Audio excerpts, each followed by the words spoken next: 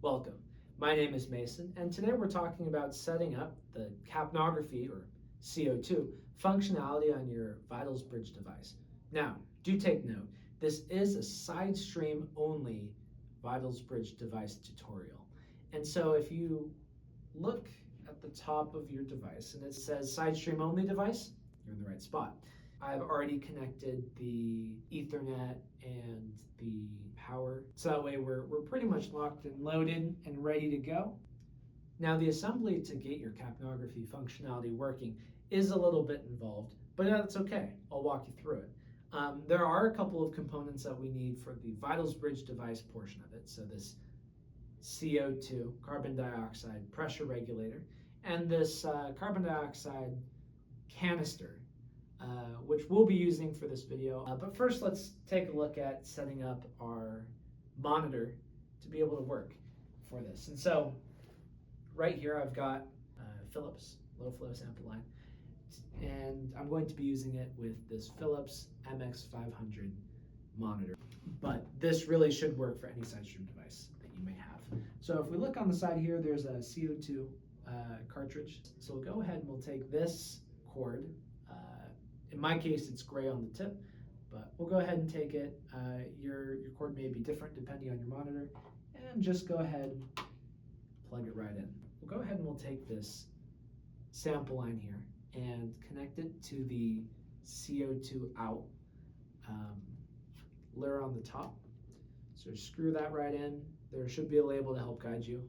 And so we'll go ahead and we'll take this, we'll make sure it's all the way off. So if you're holding the regulator pressure gauge away from you, make sure that the off is rotated as close to you as it possibly can, counterclockwise. If you have a CO2 supply line in your building, or you have a larger tank that you want to pull from, just do make sure that the pressure matches that which is required for this. So go ahead and double check with your facility if you want to use it, but for today, we'll be using these cartridges. So we're going to go ahead and take this CO2 cartridge. We're going to screw it into the pressure regulator. There we go. Okay, so it's attached, right? So just screw it right into the bottom. You have your pressure regulator here. It'll fit onto this bracket right on the side of your device. Plug it into the CO2 import right here. Now that the CO2 cartridge and regulator is attached to the bracket, let's go ahead and we'll turn it on. Make sure your device is on, which mine is.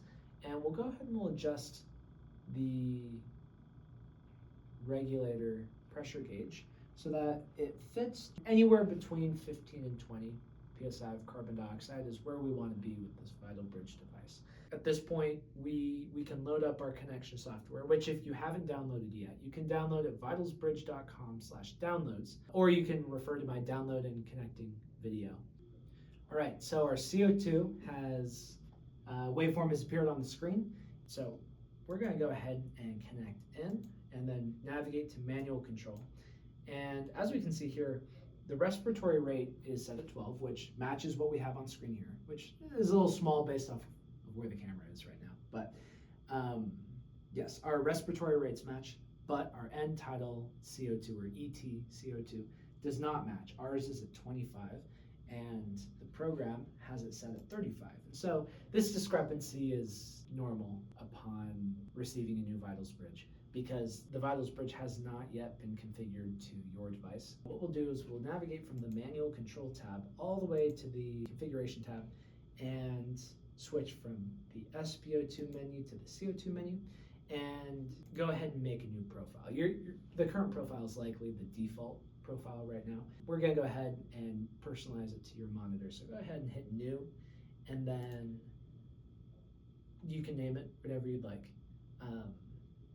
And I've noticed that these calibrations hold really, really well in between each different type of monitor as long as you can keep them straight. So having an informative name is just a good practice in general.